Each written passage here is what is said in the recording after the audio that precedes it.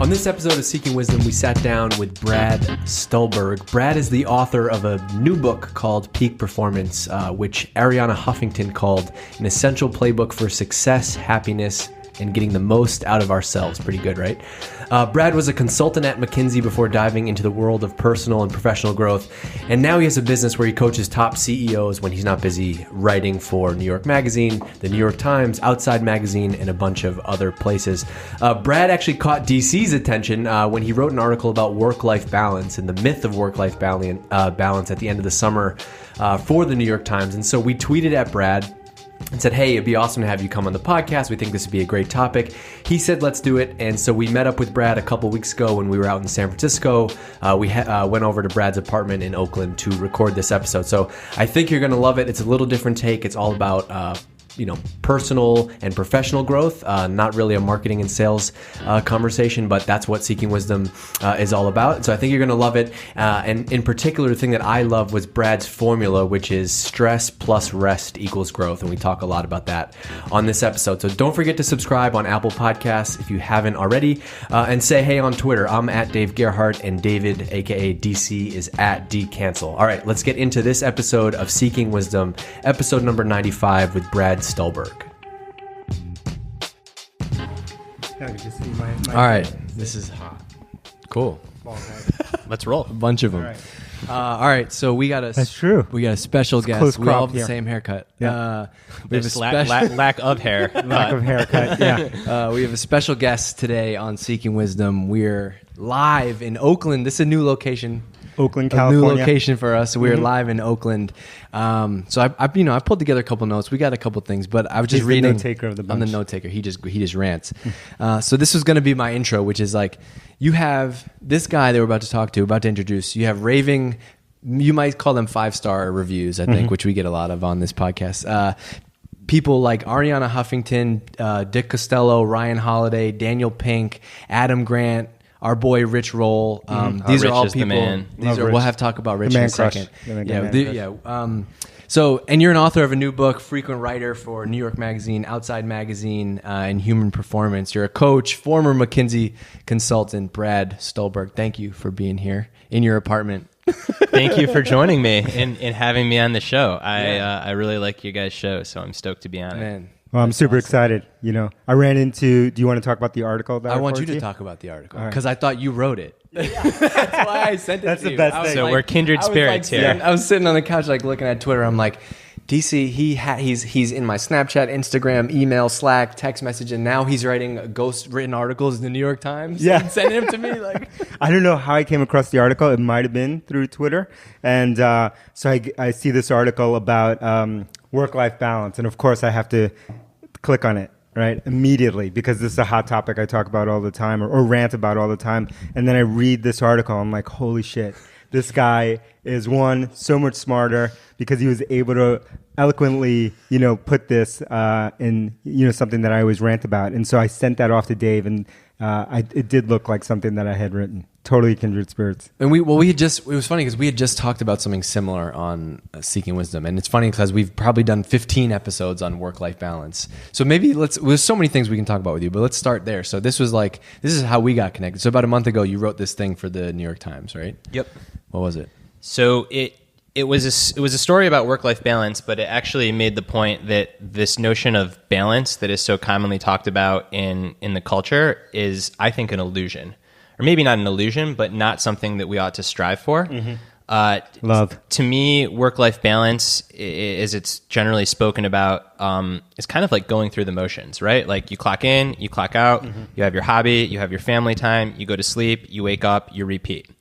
That's very, very different from going all in on something and being super passionate about what you're doing. And I started thinking, the times in my life when I've been most happy and alive have been the times when I've been the least balanced.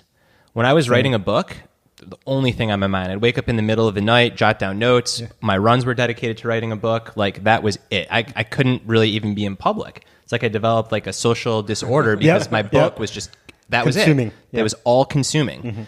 I spent a summer hiking in the Himalayas. During that time period, that was the only thing I was focused on, right? No devices, no nothing. Super happy. falling in love with my wife. Like there's at least in my relationship, there's a 6-month period where like you just kind of know that she's the one.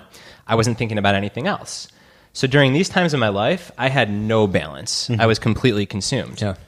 So I was kind of thinking like work-life balance, maybe it's the wrong thing. Maybe what we should be striving for is to find the things that we're passionate about and to go all in. But then I started thinking, well, wait a minute, like that can be dangerous too. Yeah. Because if you go all in without the awareness of what you're going all in on or what you're sacrificing as a result, you can come out the other end of it with all kinds of regrets. So in a nutshell, the essay was just like me kind of dumping my brain for the New York Times, which is kind of wild in and of itself. Yeah. But where I came out is like that we shouldn't strive for balance. We should strive to pursue things that we're passionate about, but to do it with the self-awareness to evaluate the trade-offs along the way. Why do you think like why could we do 100? Why could we have a podcast called Work-Life Balance and talk about it every day? Like why do you think this is something that? Why do you think it's such a hot topic? It's such a hot topic. It's always come up. It's always been a thing, and people still can't figure it out. Why do you think that always comes up? I have no idea why we have this need to always harp on this thing, but I think like my view on it, and I love one thing that Brad said at the very end, which is this important footnote, which is being aware of when you're in and out of balance. Because I think for a lot of people, that's the missing part, and I'd love to talk more about that. But I think in terms of why people bring it up all the time is like, I think people have been sold some Hollywood story about like, that my life is supposed to be some 1950s, I work exactly 8 hours a day, never 801 hours per day. And then I go home and I play with the kids for exactly 1 hour. It's like a script. Yeah, it's like a script. And then I talk to my wife for 30 minutes and then I go to sleep for exactly 8 hours and then I get up and I exactly work out for 43 minutes. Like, I don't know, everyone's been sold this story and then no one can live up to that story. Right. And people think that that's the path to happiness, but then they're not happy because they're failing to live up to that story. And then, like, God forbid, one of those things gets thrown out of balance. Then you're like, oh my God, what am I supposed to do today? This was supposed to be my 43 minutes to work out. Yeah, or do and I only had 40 minutes to work out. Now 43. I wish we could play this video right now. So we work in this building, and there's a huge company that is next to ours. Okay. We have like roughly 50 employees. We're an early stage company. This company, huge publicly traded company, and every day at 5:01, we have 2 escalators outside. The whole company just pours out of there, and I can just every time like I've gone for a walk with him, or he'll just text me, or I'll see him out. I know that drives him insane because you hundreds, just see if not thousands, of people. Just literally 5:01, just boop, time to go. Which to me means like what's going through their minds at 4:50. Exactly. And forget like for the company, like for themselves. Like I mean that again, to each their own. And I really try to be values neutral in having these conversations. But sorry, that's my water bottle. You're good. I knew it was going to do that. These are great. Try to be values neutral in having these conversations because like maybe that lifestyle is better. Like where I find myself struggling personally is someone that I kind of call a pusher, is I struggle to be content. And sometimes I have envy for people that can just have that balance and like kind of be content and like not want to push to the next thing. But yeah, in my opinion, coming back to like those times I felt most alive, it's when you're not looking at the clock to see when 4:45, 4:50 rolls around, but when you're engrossed in what you're doing and someone's actually having to pull you away from it. Totally. I'm such a similar personality because to me, when I see them and, to each their own, the only thought that goes through my head is, wow, how that seems like they're working in a jail, right? Like this is like a prison sentence that they have. And every day they have to wait till 4:53. I must get on the elevator by 4:53 to make it down because it takes me 7 minutes to get downstairs, and I need to be going on this escalator at 5:01. If not, things are not going to be great. Yeah. How did you get into this? Like, how did you get into this world? You were at McKinsey. You were a consultant. Yeah. So you went to Michigan. I went to Michigan. Was a consultant at McKinsey. Went back to Michigan for graduate school. Studied public health, and became really interested in just wellness. So not necessarily fixing disease, but making people healthy and thrive. And if I had more patience, I would have probably done some research and maybe pursued a PhD, but instead I became a writer, which is like the PhD without the research, and without the degree. And since then, I've covered pretty extensively psychology, health, and science. And then based on just personal interest and in kind of the circles that I've been in through my life, it's gotten more narrow into what I call human performance, which again, health, like if you're not healthy, you can't perform at the top of your game. And if you are performing at the top of your game, you generally feel pretty good. So to me, there's tons of overlap between the two. Yeah. And where are you on the spectrum of kind of on mindset and human performance? Are you just on the pure mindset, non-physical part of it, or are you all the way on the other side, Ben Greenfield, Yeah, I'm not all the way on the other side. Yeah. I know enough physiologically to be dangerous, but my wheelhouse is more mindset. Yep. I also coach a handful of athletes, entrepreneurs, and some executives, and that's all mindset stuff. So would I feel comfortable writing a training plan for a runner? Yeah, but that's not my expertise. Yeah, and how did you zero in on the mindset part of things? It's just what interests me. I've always kind of followed my interests. And I think that there hasn't been that much focus on the mindset side of things, so there's some more fertile ground to explore, and I think there's more novelty there. Versus the physiology. That said, like I say, there's novelty there, and like so many of my principles of how I think about mindset go back to the Stoics, which is like 2,000 years ago. So how much novelty really is there? Let's go into this mindset thing, because we talk about this a lot, but we haven't done an episode like where we talk a lot about mindset. And I saw you got some Stoicism that you're following right now. Stuff, What is your like kind of philosophy on mindset? Like if you had to start there. Stress plus rest equals growth. Yep. It's a section in my book. Yeah. Okay. And it's really how I try to live. Stress plus rest equals growth. Yes. Yeah. Okay. Which is, if you think about, I know we said we're not going to do physiology, we're going to do mindset, but let me just take a quick detour to physiology. We can do both. Do you think about how you make a physiological muscle stronger? Yep. Like your bicep muscle on your arm. You have to stress it, right? You have to lift a weight that breaks the muscle down and tears it. But if you lift way too heavy of a weight, what happens? You end up getting injured. Like you tear your bicep tendon. If you lift like a 2-pound weight, you could sit there all day, nothing's going to happen. You have to find a weight that works your muscle just about to fatigue, embarrasses it, but doesn't totally crush it. That's step one. That's like the sweet spot weight. Step two is if you just lift that weight all day, every day, you're going to end up literally burnt out. So what you need to do is you need to find that weight that stresses the muscle to get a stimulus, but then rest and recover in between sessions so the muscle gets stronger. And I think that is a pattern that holds true for everything, for how to grow cognitively, how to grow creatively, how to grow emotionally, how to grow in a relationship, perhaps even how to grow a company. What do you like? What do you love? I love it because something that we were talking about before we started to record was that the fascinating thing to me is that all these patterns are the same, right? And one of the things that we talk about at Drift, which is our company, is that kind of our values, like just us as the founding team, is this like work hard, play hard, right? It's not about like this, false sense of balance, but it's like when we're here, we're going to work hard, we're going to go for it. But equally, we need to rest and recover, and we need to do that hard. So this is something that, back to patterns, like this is something that elite athletes have nailed. And I feel like people that have more elite cerebrals have not yet nailed. Yeah. So what happens with athletes is you keep your hard days really hard and your easy days really easy. Stress, rest, growth. Otherwise, you get stuck in this middle zone where your hard days are never that hard because they can't be because you didn't take your easy days easy. Yep. And that middle zone is where careers are ruined and you stagnate. So how I like to think about it, whether we're talking about athletes or like a corporate athlete or a creative, someone that works with their mind, is that too much stress without enough rest leads to injury, illness, burnout. Not enough stress, too much rest is complacency, stagnation. And I think that you could scale this all the way up to how organizations function.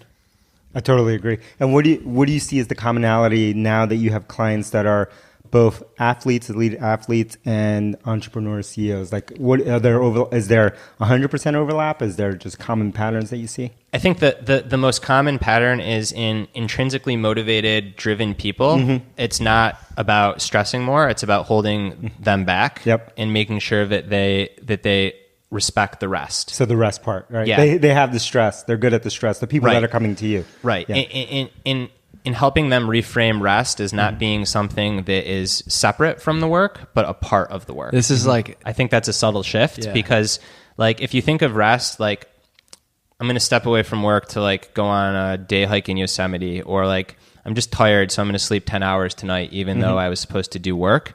That is like you're sacrificing work to rest.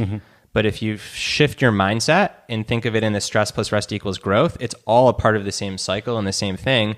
So then that day hike in Yosemite isn't like a luxury of missing work. It's like odds are I'm going to have 10 creative thoughts on that hike that are going to be the best thing for my work. And I'm going to feel better. And if I feel better, I'll do better work. And you know, what a key part in there for me is that by flipping it, you're removing the guilt. Right, you're removing this guilt factor that someone might have of like, "Ooh, I'm skipping work to go to Yosemite," which guilt leads to more stress. So like they're piling on the stress. Yeah. Totally, and like I would just ask, you know, both of you and then I guess listeners, like I know myself, I have had all of my best ideas not while I've been actively working on the thing. My best ideas come to me when I'm on vacation, when I'm out for a run. When I'm just like chilling out. And it's not like I'm actively trying to problem solve. When I go on a run, I just let my mind go. But I solve problems that I literally for 3 weeks had been thinking about and could not solve. So I am like so convinced of the value of stepping away and rest that like to me, not resting is sacrificing good work. Totally. And you know, the way I think about that is that, or the way I interpret that is that the stress was, both were equally important, right? The stress was important because it was kind of what got your brain thinking about this, right? And it got you thinking about this. But then the recovery gave you the space away from it to actually process something that you had been going through, right? It's not like if you only had rest, right, and no active stress, right, that you'd be coming up with these ideas. It's interesting that you go there. So in the creativity research, the prevailing theory of how creativity works is exactly what you just said. So it's 3 stages. You have immersion, which is you're actively problem solving, thinking about what you're working on at the whiteboard. You have incubation, which is now you've primed your brain, so you kind of let it sit. And then you have insight, which is that aha moment. And in a very micro level, this is why people tend to like have breakthrough thoughts in the shower, because you've been working on something all day. You step away, your subconscious mind turns on. Aha! It wasn't the shower. It was. You know, and we talk about this a lot. And one of the favorite, there's like this, you know, David Ogilvy's this old school copywriter, one of the best creative guys ever. And he has this thing where he's like, the secret to like good ideas is like you feed your brain with all that information, right? And then you unhook your subconsciousness. So like that could be, you know, you're reading a ton of books, listening to podcasts, writing a lot. You're not actively thinking about that problem. You're constantly doing work. And then when you're playing golf on a Saturday morning, riding your mountain bike, right, working out, going for a run, that's when that idea hits you because you've unhooked that subconsciousness. But the stress part is feeding that brain. And that's why we talk about like learning so much and just consuming, you know, the best people that we work with and the smartest people are like the ones who are always learning and always consuming information, because that's when like that's when you unhook this ability to create ideas. I know for me personally, I never read books. I never cared about any of that stuff. But in the last couple of years, I really doubled down on learning. He pushed me to read a lot and learn a lot. And now, like, it's never been easier for me. I feel like I have more good ideas now than I ever have. And that's a competitive advantage. And what I notice is it's because I'm reading all the time and learning all the time that when we're in the Uber on the way over here, I'm like, oh yeah, what if we did this thing? And that's a direct product of that, right? Yeah, totally. You're priming your brain. And then when you step away, it just does its thing. What led you to write the book? Like, what was the sequence? I burnt out pretty hard at McKinsey before I knew about this stuff. I was one of those people that no one really held back. And just kind of became apathetic and like physically wasn't in a great spot. And I started. How much were you working? Tell me, he hasn't been around McKinsey people before. No, we have like a lot. I mean, I don't want to lionize it. Probably like 16 to 18 hours most days. So it's like, if you were to exercise, you're not sleeping much. If you were to like have some time on the phone, or I mean, just it wasn't sustainable. And some of it was by choice. Like, I can't blame McKinsey. McKinsey's actually a pretty great place. It was more me. Like you could always be doing more, so I was always doing more. I probably could have worked like 10 hours a day. I mean, I feel like me now at age, how old am I? At age 31 is so much more mature than I was when I was right out of school, and I thought like, I, maybe had a fragile ego. It's like, I got to work, and like prove myself. And you're around other competitive people, other super smart people. So I was working a lot. I burnt out pretty hard. And then I started learning this stuff. And I guess the real point of the book is to help people like avoid the traps that I fell into, and not only achieve peak performance, but do it in a way that's sustainable and that they can feel good about. Because if you can't feel good about it, then it's not going to be sustainable. Yeah. And your lowest point post McKinsey, like what was your journey? Or like what was the hero's journey for you? Yeah. So, I mean, I think my lowest point was probably like I had some like physical symptoms, like my hands and feet were always cold, just like crazy cortisol response. Like it wasn't healthy, and I knew that. Sure. Your body's saying stop. Was it hard for you to be like, because I'm assuming you didn't just discover working out now. Like I'm assuming you had been working out and running your whole life, and then when you went to McKinsey, you kind of just had to turn that off for a little bit? I kept that on. It was probably sleep that I sacrificed. Oh, so you didn't sacrifice the working out part. Right. Yeah. Right. Totally. So it was just all stress. Yeah, exactly. Yeah, no recovery. I went to graduate school, and that was kind of my pivot point. And I wanted to study public health because at McKinsey I worked on a lot of healthcare projects, and I really liked healthcare. And again, I'm not just saying this to be politically correct. McKinsey's a great spot. I learned so much. I learned how to think. I learned how to problem solve. It was more me. So like I didn't have the tools to turn off the drive. But whatever it was worth, I ended up pretty burnt out. And then when I went to public health school, I thought like I'd study like healthcare economics and policy, but I became really interested, like I said, by more of the not disease fixing, but thriving and wellness, and started writing about that following graduate school and kind of have built a little niche in that area. And what's your kind of habits that you have every day to ensure that you are at peak performance? Like what's your... So I try to practice what I preach. Yeah. I shoot between 50 and 70% probably, which isn't terrible, but it could be better. Like I'm human. Exercise is just absolutely huge for me. So I have a daily physical practice. Generally it's running. If I don't run, I'll lift weights. But just some sort of exercise. For how long? When? Yeah. And when? I do it in the morning. Okay. What'd you do this morning? This morning I did a 7-mile run and then like 20 minutes of just hamstring rehab. Okay. So just like some weights after. What time? So generally, and this morning was general, like 7:30 to 9. Okay. Nice. So I'll wake up really early, 5:30 to 6. That's when my thinking is the clearest. So I'll put in like an hour to an hour and a half of deep focus work. Then I'll go exercise, which kind of like sets me up for the rest of the day.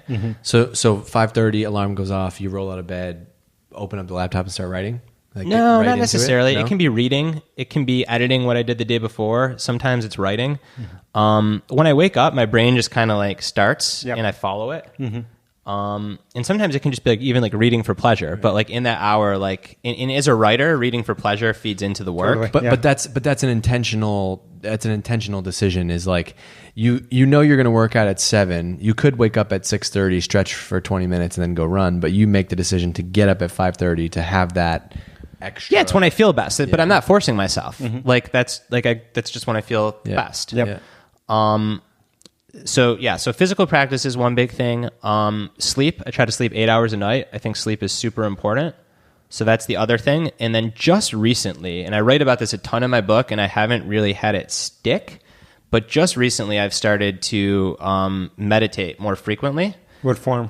Mindfulness meditation. I'm using the Headspace app. Headspace, yeah.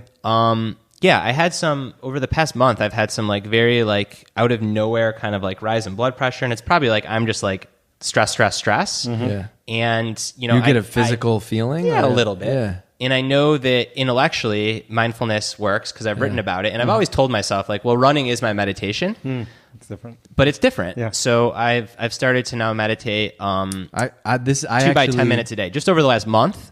But I've been sticking with it. 2 times a day, 10 minutes. 2 times a day, 10 minutes. Just spaced out like morning, evening kind of thing. Yeah, at least like a few hours between the two, morning, evening. I was gonna say I never believed in the meditation stuff, and this winter I started to do it. I have stopped doing it since, but just like my wife was pregnant, work was crazy, we're having a baby, trying to move to an apartment, and I had this like internal anxiety, right? Like where you just feel like, oh, that's weird. And I was like, you know what? I'm going to download Headspace and I'm going to see what happens. And so I would start starting my day with Andy and his pleasant voice. I was just going to say, this could turn into like a plug for Headspace. Yeah. Like you can just like sit there and listen. Like the real app should just be Andy Piddicombe talking to you for 10 minutes. I want him to narrate my life. Yeah. So my wife does it. I do box breathing. I don't know if you've tried box breathing, but it's an app. I learned about it from, I forgot his last name, but he's got this thing called Seal Fit down in Mark. What's his last name? I can't remember. But Mark, we'll find it. We'll put it in the show notes. Yeah, I've read his book before. He's got like this mindfulness. Mark Siffin? No. That's a different one. That's, anyways, that's a paleo guy. Yeah. But he's got this box breathing app, and he had talked about it a lot. It's not his app. It's just a method, and it's basically what you do is it has progression built into it, which is great for people probably like us, right? And so who obsess around progress. And basically what you do, it's a breathing pattern, right, that forms a box. And you start out with, let's say, 2 seconds, and you hold your breath for 2 seconds. You breathe out for 2 seconds, you breathe in for 2 seconds, and you hold your breath again for 2 seconds. And you keep completing the box. And then what you're doing over time is building going longer. Now it's 3 seconds. Now it's 4 seconds. Now it's 10 seconds. Are you practicing? Yeah. And so what I like about it for me is because I had tried Headspace and some other mindfulness apps like 10% happier. Yep. And the act of listening and kind of trying to process, his voice, which is amazing, was too distracting for me. And I needed something that was active. Just like totally in your breath. Yeah, exactly. So you're so in your breath because you're trying to follow the box pattern that you tune out everything, that you're just lost in repeating the pattern over and over again. And so for me, that was good. The other thing that you said that I liked about that too was like with Headspace, the hard part is to like, let's say you're about to go on stage and speak, or you're about to do something and that might get your heart rate up a little bit. It's harder to just sit down for 10 minutes. And so I haven't done as much of the box breathing stuff, but I like the idea of like, oh shit, I'm about to do something that's going to induce a lot of like anxiety. Let's make like 4 boxes. Exactly. I could do this for a minute or something like that. You can do it anywhere. Anywhere. You could be standing online somewhere. Are you pulling up? Yeah, I'm going to pull up. And it's interesting you mentioned that, because this is something that came up in the book. I think it depends on the level of angst. I think like there's angst that can like truly be like debilitating. Like if I get up on this stage, I am screwed. Yep.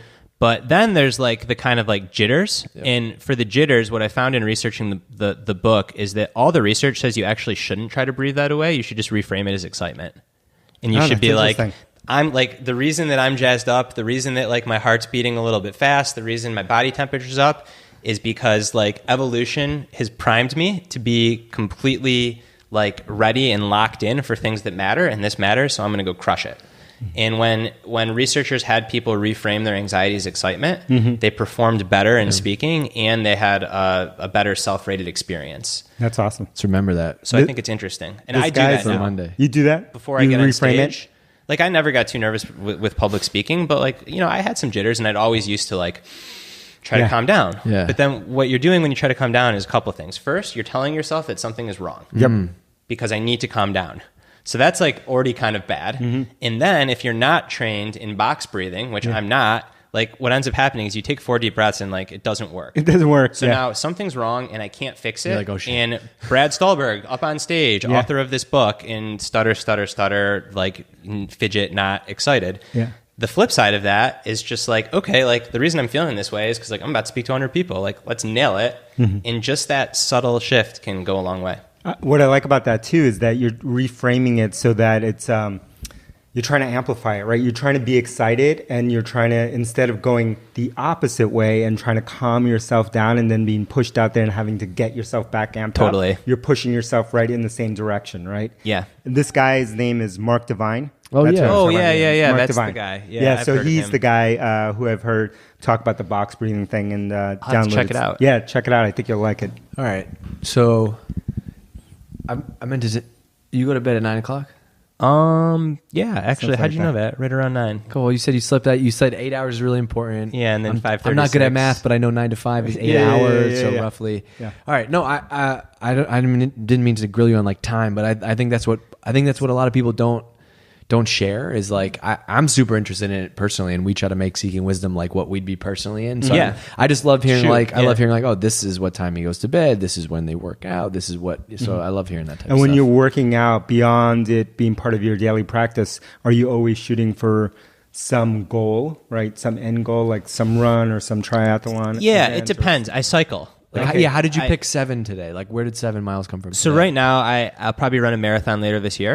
And what I do is I cycle between very goal-focused, measurable objectives and just like walking in nature. Yep. So what happens is I train for a marathon, which for me is like a 3 to 4 month, because I have just like a base of running, like block, exactly. And then I finish the marathon, and I don't want to think about looking at a watch or my heart rate or weekly miles for like 3 months. Yep. So then I go to, here in Oakland, Redwood Regional Park, this gorgeous park with just 30 miles of trails and huge redwood trees. And my exercise will become spending an hour to an hour and a half moving in the park. Some days I run hard, some days I walk. Some days I walk and I sit and I just like breathe in the trees. And then after 2 months of that, I start to get antsy again. And I'm like, I kind of want to start running fast and training for something. So that's my cycle. But I do find it's really important to do something physical for me every day. What I loved about when you were describing your cycle is that it follows the same pattern that we were talking about before the show, which is the ebb and flow, right? It might take you 3 to 4 month cycle, and then you want 3 to 4 months off, and then you just follow. Totally. You couldn't spend a year training for a marathon. Yeah. And it's back to that, like before the show we were talking about, like, and to kind of come back to where we started for a minute, it's back to this notion of balance. So like to me, that's a balanced approach. But when I'm training for a marathon, like I'm not balanced. I'm in the zone, totally right? in. So I think that like it's kind of a circuitous way to get there. In the end, like we probably are actually after some kind of balance. Oh, totally. But the balance we're after is not going through the motions every single day. It's having periods of all-in intensity, following by periods of reflection, recovery, recuperation. And I think like when you think about balance over a life, it can be 6 to 10 periods of being all in on something, spaced out with some white space in between, whatever it is. And that's a really balanced life, even though at any given point, that person was probably horribly unbalanced if you just met them. Yep. And what was the process? So I'm curious about the book. Like, I'm sorry for jumping all around, but like, No, this is fine. So you went in through this process of, you wanted to write this book. You took some amount of time. I don't know how long it took you to actually put this book together. It sounds like there was a lot of research. Yeah, the writing itself happened really quickly. The first draft, and I wrote with a co-author. So my co-author is Steve Magnus. He's an elite sports guy. So really was able to bring in some more granular detail from that end of things. 4 months to turn around the manuscript. But That's amazing. And I'd been thinking about this stuff, and so had Steve for like the last 3 years. Yeah. Did you have notes? So like 3 years and 4 months. Did you have stuff? 3 years. Did you have stuff you've already written? Like, I had already written about some of the stuff in the book. I take meticulous notes when I read, so I had all kinds of notes. It wasn't like this is an idea, let's learn about it and write. It was more like we both are really interested in this idea of cross-domain performance, and we both have a pretty well like versed take on it in a repository of notes to explore further. So let's test some of our hypotheses and try to write something that puts all of this together. Because what's new in the book is the connections across domains. Like we're not original researchers. There's no original research. But what's new is like looking at how an athlete trains, how an artist produces great work, and how an entrepreneur launches a company. And each of those things are studied in very like deeply, but they're studied in silos. So we try to look across those silos to pull out these patterns. And we feel that those patterns that hold true across domains are closer to the actual truth.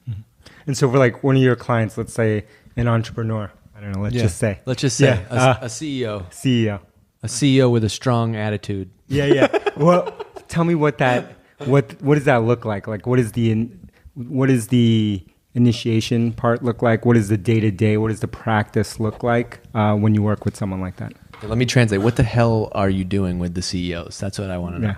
So initiation is recently, especially since the book came out, people are reaching out to me, which is super awesome and humbling. And I thank you for those that maybe reach out to me. Yeah. Reach out to Brad. So Use the promo code Seeking Wisdom. Yeah. Right, you get Headspace for 10% off. Yeah. Exactly. Yes. Yeah. No, we're just kidding. Just kidding, but seriously. I tend to work with almost everyone with the exception of one client that likes to be in person and happens to live close by via Skype. Okay. And generally it is like 6 to 8 sessions. Some people do 4 to 8 sessions, weekly or every other week, working on just developing mental skills that will help people in their unique situations. And then after that, I like to graduate people. Like, I don't want there to be dependency, right? I'm coaching them and giving them skills, and when they use those skills, I do have some clients that like to check in, I don't know, monthly, every 2 months. Well, different because most people... Most people, like most coaches, would just want to just have that client forever, right? And don't have this idea of graduating them. Yeah, which I think is really cool. I like, well, and part of it too is like, I am not a therapist, so the things that I deal with are much more structured and concrete. So I feel like if I do a good job, I can teach someone, give them the toolkit, and then they can apply it. And like I said, some people do follow up 5 months later out of nowhere. I'm in this really interesting situation, or maybe I've regressed a little. I haven't been practicing the tools like help bring me back up. But I just wouldn't have enough stuff to do if I met with someone weekly for perpetuity. Yeah. What would be an example of a project that you'd work on them? Like you said, it was structured.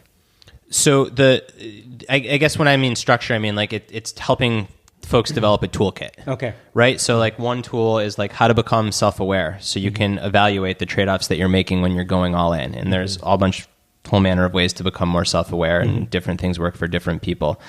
Another tool is just like adopting this mindset of stress plus rest equals growth, and really helping people think about, what does that mean in your career? What does that mean in your personal life? Are you actually having that ebb and flow? If not, what's getting in the way? And are you the accountability kind of person for them? Exactly. Yeah. Accountability, and then trying to ask questions so that they can come to the answer themselves, versus because I don't know their lives, I don't know their work, but hopefully I can ask the right questions to help them figure it out. Have you ever run with clients? I have not run with clients. I think that would be cool. That would be cool. Yeah. Work out. Do a run. Yeah. Do a peak performance run. Yeah. That would be amazing. Just fold everything together, right? Yeah, that's what a good people want, idea. which is Yeah. And film that. Yeah. You should film that. All right, maybe... I can't run 7 miles, but maybe Dave will run 7 miles with you. I'll do Yeah. I'll do 2. Have you been a runner your whole life? No, I played team sports growing up. Okay. I started running in college. So like for the last 10, 12 years I've run. And what's a good run for you? Is it 7 miles, 10 miles? It so depends. I mean, when I'm like, if I were just to go out and do my perfect run, it's probably like 8 to 9 miles, Okay. which is like an hour to an hour and 15 minutes, depending on the pace. So what's your pace For a marathon or for that run? for that run? Like just like my cruise pace, 7:30 to 8. Okay, cool. That's safe. Safe. That's safe. Dave, I don't have Dave, you that got for that. 9 miles, but Yeah. I'm not like blazing like 6:20 miles on my cruise pace. Yeah. I Just see cruising. some of just those. See some of those Strava or whatever posts on Ryan Instagram. Holiday's been running really I fast. see, and Yeah. he's a Garmin watch guy Yeah. that I Yeah. see. Dude's on fire. He's He got a good pace. and I are like pen pals. We're email buddies, and I was always kind of like the runner expert in that relationship. But that's changing fast. Dude's flying. You know what we need to This is weird. put together? I'm reading his book, Which this is Small World. Yeah, it's Everything's a Small World. Like, we need to put together a Brad, Ryan Holiday, And Rich. Roll I think we do. run, and Yeah. we will film that. Breakfast. So let's Throw make down, that happen. and I'll lay bets. I've emailed these guys about Yeah. doing something just like that, because Well- Rich Roll is the man. Yes. I really like Rich. I've had the good fortune of now meeting him personally. I've gotten to spend some time on the phone with him in addition to that. I think that in the self-help kind of personal development space, there are a lot of people with ideas, but they're not very authentic. Rich is so authentic. Yeah. Like I have had a man crush on Rich for quite some time. I know you guys Join the said you club. did. So Yeah. he put me onto him, and I think actually the first time I saw was he was given a deck, like a talk to our company, and he always starts the deck like for a company meeting with an inspirational quote or just something, and it was like he had just listened to a new episode of Rich's podcast, and there's a picture, and Rich is just like shredded, and he's like, this guy's 50 years old, shredded, and I was like, all right, that's all I need to know. So then I started Googling him, and then I got the book, and I read, and I read the book, and then I started listening to podcasts, and I think, and usually like I was never interested in plant-based diet, vegan, running. Like I've always played team sports. I work out, do CrossFit, that type of stuff. Now I was never interested in that stuff, but his take on all that stuff has gotten me to change my mind and just being like, this is a real dude who has like real takes. I'm like, okay, this is what's interesting. Yeah. No, he's great. Let's put that run together. Let's put it together. Yeah. Yeah. I will only be available to film. All right. So let's wrap up with this. So you talked about Rich and Ryan Holiday, but what are your what are some of the books that you recommend most to other people? I know you're a big reader and learner. So his own book, Peak Performance. Your own, yeah. Okay. Shout out to Peak Performance. Watch the check your Amazon stats after this. Yeah. I'll tell you what, that Amazon author rank, it's garbage. Like there's no correlation between that and books sold. I mean, there is some correlation, but it's not. There's a lot of noise, and it's garbage because as an author, it just like makes you crazy. Neurotic. Like I write about this kind of stuff, and I told myself like when the book comes up, I'm not going to be like the rat in the dopamine experiment clicking on it. Totally. And I was the rat in the dopamine experiment. You're clicking just like, this thing is not refreshing. And at the end of the week, I just felt like worn. In the first week. Yeah, and everyone told me. Everyone's like, don't do it. You're going to do it. It's a waste of emotional energy. Don't do it. Don't do it. I'm like, I'm not going to do this. Like, this is what I write about. Have you read my book? Have you read my book? I'm not going to do it. Yeah. And then I did it. And then at the end of the first week, I'm like, well, that was dumb. And now, like the next one, I won't do it. But like, you have to just live through it. Well, and also this is the point of you creating this book isn't so people would buy it in X weeks or X months. Like I'm assuming you wanted to write this book because you wanted to create something that lasted, and this totally. I want it to be relevant 10 years from now, right? And so shout out to Ryan, right? And then so like the thing you can't quantify is like him texting me out of the blue on a Saturday, like with a link to an Amazon book, and that book that's been out for 40 years, and he's like, buy this, right? Where does that like? In conversations like this, like the real fruit of the book is meeting people like you guys, like kindred spirits, having good conversations, and that's how the idea spread. And that's so disconnected from sales in the first week. Totally. And this is everything that we talk about in sales and marketing. It's like there's the way that people buy and find out about things today is never this linear thing. Like book launch, go to Amazon, purchase, referral link, another purchase. Like, but it's interesting. So now and maybe I'm curious to hear what you guys think. Like as you coach like new employees and whatnot.